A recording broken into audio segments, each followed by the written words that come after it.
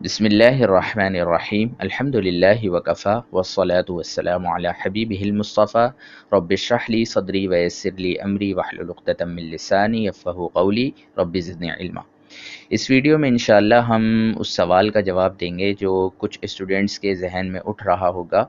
کہ یہ جو ہم نے اتنی ساری ویڈیوز دیکھی ہیں اس پہ اگر دیکھا جائے تو ہم نے مورب اور مبنی پر ہی کلام کیا ہے۔ ہم نے کیا کیا، مورب اور مبنی سمجھا، پھر اس کے بعد اس کی تعداد پہ آئے تو اتنی ساری ویڈیوز بن گئیں جن میں ہم نے ضمائر، اسماء اشارہ، اسماء موصولہ، پوری اسم غیر متمکن کی جو اقسام تھی وہ ہم نے ایک ایک کر کے کور کر لی ہیں۔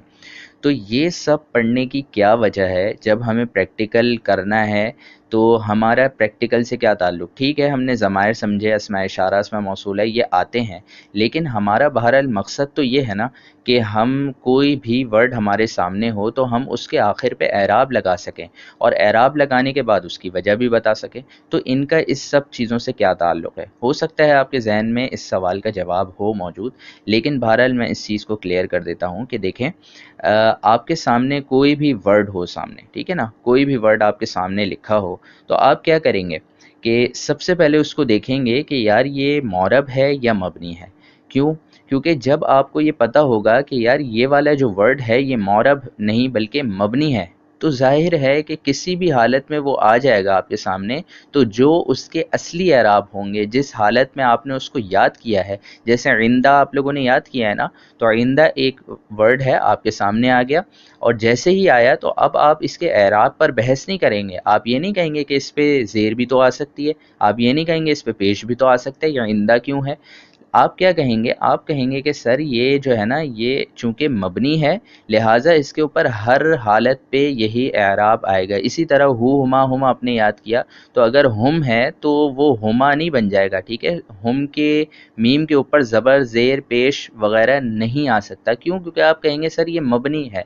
تو مبنی جو ہے وہ کبھی بھی چینج نہیں ہوتا، کسی بھی حالت میں آپ اس کو رکھ دیں۔ تو اس وجہ سے ہم لوگوں نے مورب اور مبنی کو پہلے پڑھا کہ جب ہمیں پتہ ہوگا کہ سامنے اتنے سارے ورڈز، اب قرآن کریم کی مثال لے لیں کہ اتنے سارے ورڈز ہمارے سامنے ہیں، اب اس میں سے کوئی ورڈ آپ کے سامنے آ گیا تو آپ نے کیا دیکھنا ہے کہ یہ مبنی ہے یا مورب۔ آپ نے دیکھا کہ یہ مورب ہے، ہاں، اب اس کے اعراب کے اوپر بحث کی جائے گی۔ یعنی مطلب یہ ہوا کہ آگے جو بھی ہم چیزیں پڑھیں گے، جو ہم سبب اعراب، حالت اعراب، علامت اعراب، یہ سب چیزیں جو انشاءاللہ ایک ایک کر کے ہم کور کریں گے،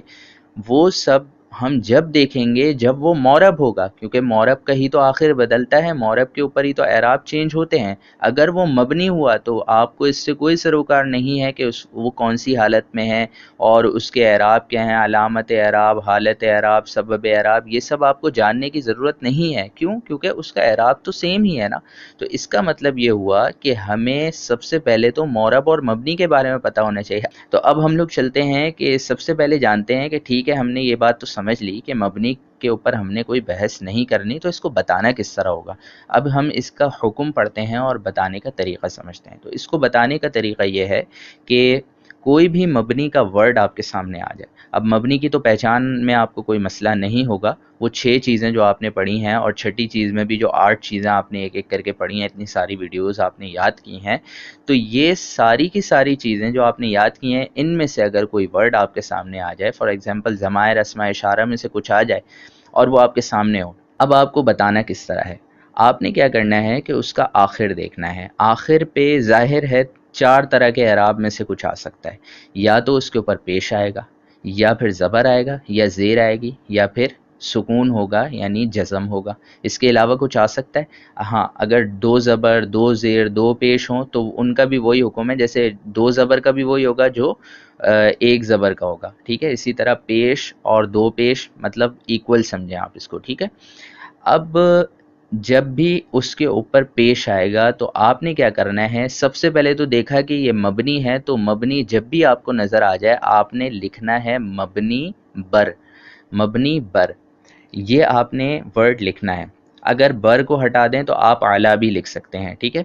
مبنی بر لکھیں یا پھر مبنی اعلیٰ لکھیں۔ اس کے بعد کیا کرنا ہے؟ آپ نے دیکھا کہ آخر میں اس کے کیا آ رہا ہے۔ اب اگر پیش آ رہا ہوگا تو ہم آگے اضافہ کریں گے دم کا، تو یہ ہو جائے گا مبنی علی الدم، ٹھیک ہے۔ اگر زبر ہوگا آخر میں، ٹھیک ہے، تو ہم جیسے عندہ، تو ہم دیکھیں گے کہ آخر میں زبر آ رہا ہے، تو اس وجہ سے ہم آخر میں اضافہ کر دیں گے فتح کا، ٹھیک ہے، تو یہ ہو جائے گا مبنی علی الفتح۔ اسی طرح اگر زیر آ رہی ہوگی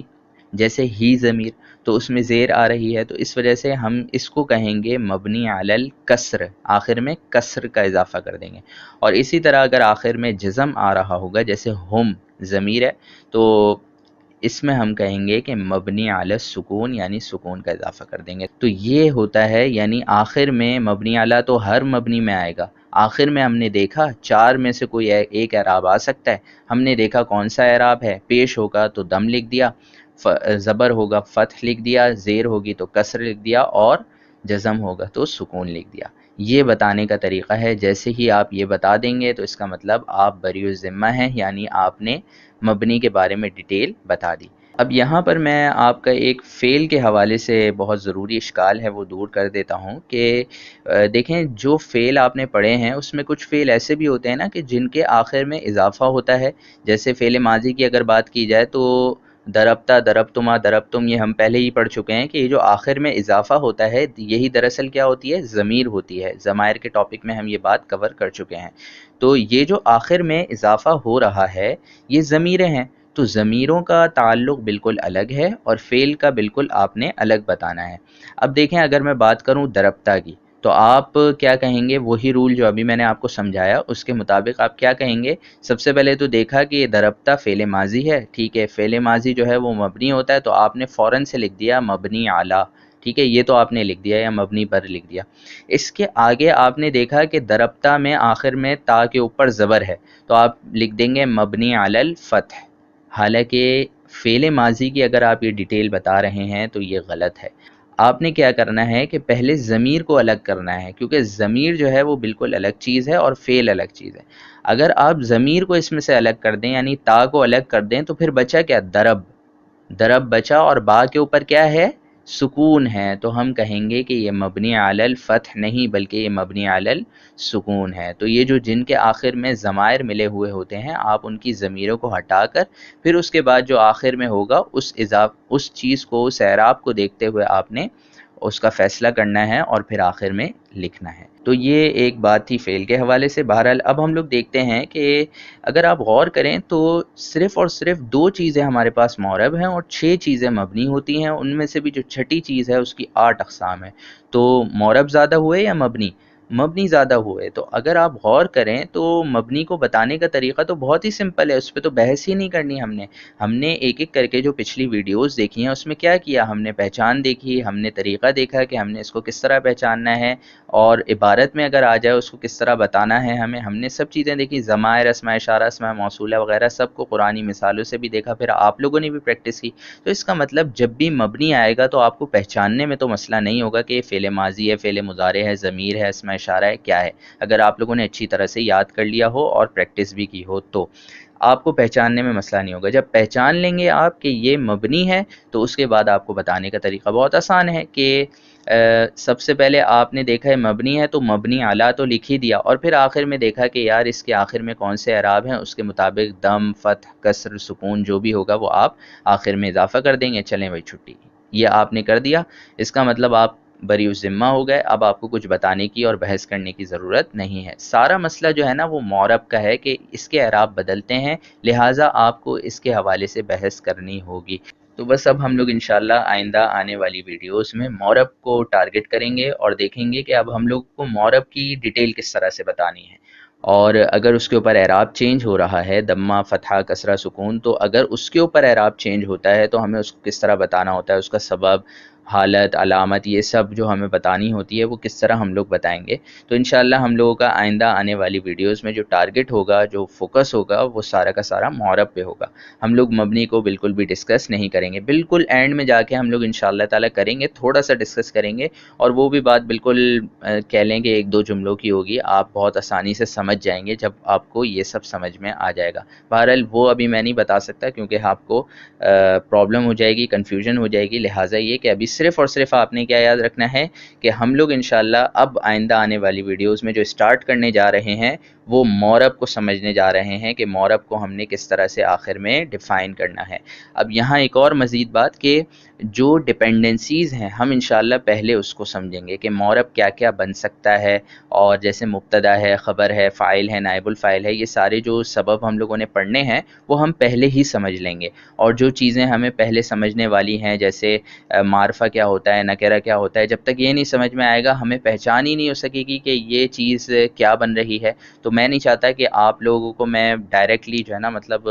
ہائی لیول کی چیزیں فٹافٹ پڑھا کے اور پھر آگے نکل جاؤں، اور جو بیسک لیول کا اسٹوڈنٹ ہے وہ بالکل وہاں پر رہ جائے، اس کو کچھ نہیں سمجھ میں آیا۔ تو ہم لوگ انشاءاللہ وہ پہلے ڈپینڈنسیز سمجھیں گے۔ میری گزارش یہ ہے کہ جو ایکسپرٹس ہیں، جو اچھے اسٹوڈنٹس ہیں، وہ بھی ان ویڈیوز کو ضرور دیکھیں۔ وجہ یہ ہے کہ کچھ چیزیں نکل جاتی ہیں، ہمارے بھی ذہن سے نکل جاتی ہیں، اور بہت ساری چیزیں ایسی ہوتی ہیں جو ہم نے نہیں پڑھی ہوتی ہیں، اور جب ہم لوگ سنتے ہیں، پڑھتے ہیں تو ہمیں پھر اس وقت ذہن میں آتی ہیں، اور وہ چیزیں اس وقت ڈسکور ہوتی ہیں۔ تو میرا مشورہ ہے کہ آپ لوگ وہ ویڈیوز بھی فالو کریں تو انشاءاللہ بہت زیادہ فائدہ ہو۔ اب یہاں پر میں آپ سے ایک چھوٹی سی بات عرض کرنا چاہوں گا۔ جو اکثر اسٹوڈنٹس، اچھے اسٹوڈنٹس ہوتے ہیں، وہ یہ شکایت لے کر آتے ہیں کہ سر ہمیں نا ہر لیکچر بالکل صحیح سمجھ آتا ہے، پراپرلی ہمیں ہر بات سمجھ میں آتی ہے، ہر چیز ہم بالکل پرفیکٹلی سمجھ لیتے ہیں، لیکن جیسے جیسے ہم لوگ آگے چلنا شروع کرتے ہیں، جو پچھلی چیزیں ہیں، دو کام ہوتے ہیں ہمارے ساتھ۔ ایک جو شکایت آئی وہ یہ کہ پچھلی چیزیں ہم بھولنا شروع کر دیتے ہیں، اور دوسری عربی میں خاص طور پہ چیزیں نا مکس ہونا شروع ہو جاتی ہیں۔ تو ان دو چیزوں کا کیا حل ہے؟ تو یہ میں چاہتا ہوں کہ آپ لوگ ضرور سنیں، تو انشاءاللہ یہ بہت زیادہ آپ کے آگے بھی فائدہ مند رہے گا۔ بات یہ ہے کہ جب ہم لوگ یاد کرنے کے فیز میں ہوتے ہیں، ہم بہت بڑی غلطی کرتے ہیں، اور اکثر اسٹوڈنٹس یہی کرتے ہیں کہ ہم کیا کرتے ہیں، خود اعتمادی میں سمجھتے ہیں ایک دو مرتبہ پڑھنے کے بعد کہ یار ہمیں یہ چیز جو ہے نا اچھی طرح سے آ گئی ہے، اور اب ہمیں پڑھنے کی کوئی ضرورت نہیں ہے۔ حالانکہ جب تک آپ اس کو بچوں کی طرح یاد نہیں کریں گے، یاد رکھیں یہ سب چیزیں کچی اینٹوں کی طرح ہیں، اور یہ عمارت آپ کی تیار ہو رہی ہے، یہ بیس ہے آپ کی۔ اگر آپ بیس میں ہی کچی اینٹیں رکھیں گے تو یہ عمارت پھر مضبوط نہیں رہے گی۔ اس وجہ سے جو بھی سبق آپ کو پڑھایا جائے، یا جو بھی باتیں بتائی جائیں، جو ویڈیو لیکچر ہو، آپ اس کو اچھی طرح سے، جو پوائنٹس سب سے زیادہ ایمفسائز جس پہ کیا جاتا ہے، آپ اس کو اچھی طرح سے یاد کریں۔ جو یاد کرنے والی چیزیں ہیں اس کو بالکل بچوں کی طرح زبانی اچھی طرح سے یاد کریں، اور یاد کرنے کے فیس میں ہی ایک اور چیز کا خیال رکھیں، اگر ہو سکے تو اس طرح کر لیں کہ یہ جو چیزیں ہیں جو آپ یاد کریں، یہ کسی کو سنا دیں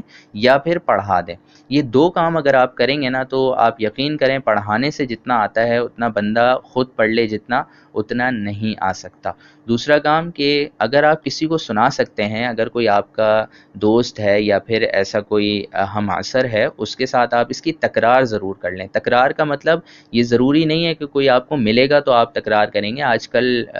سب کے پاس واٹس ایپ ہے، اور کسی بھی اکاؤنٹ پہ جو ہے نا وہ مطلب اپنے آپ کو ہی فارورڈ کر دے کسی طرح سے، یا ریکارڈنگ کر لے اپنے پاس، اور ریکارڈنگ کر کے اپنا جو بات ہے وہ کسی نہ کسی طرح ڈیلیور۔ آپ یقین کریں کہ اگر آپ اس طرح کرنا شروع کر دیں گے تو آپ وہ سبق کبھی بھی نہیں بھولیں گے۔ دوسرا کام آپ کو کیا کرنا ہے یاد رکھنے کے حوالے سے، کہ آپ نے جو سبق پڑھ لیا ہے اس کو 3 دن میں ایک بار کم از کم دہرا لیں۔ دیکھیں یہ کام بہت زیادہ مشکل ہے، میں اچھی طرح سے جانتا ہوں، کیونکہ میں بھی اس اسٹیج سے گزر چکا ہوں۔ جو چیز آپ کو پکی پانی یاد ہو، اور آپ نے وہ تکرار بھی کر لی ہو، اور اس کو سنا بھی دیا ہو، اور کسی کو سمجھا بھی دیا ہو، اس کے باوجود آپ اس کو 3 دن میں ایک مرتبہ جو ہے پچھلے جو اسباق ہیں، پچھلے 3-4 اسباق، اس کے ساتھ آپ اس کو دہرائیں، اور وہی ورڈز، وہی ساری باتیں آپ دوبارہ پڑھیں، تو یہ کتنا مشکل کام ہے میں اچھی طرح سے جانتا ہوں۔ لیکن اگر آپ نفس پہ ضبط رکھتے ہوئے ایک مرتبہ یہ کام کر لیں تو میری یہ بات آپ لکھ لیں کہ انشاءاللہ آپ زندگی بھر وہ سبق کبھی بھی نہیں بھولیں گے۔ تو آپ کو کیا کرنا ہے کہ جو پچھلے اسباق ہیں، جس کو ہم لوگ سبقی کہتے ہیں،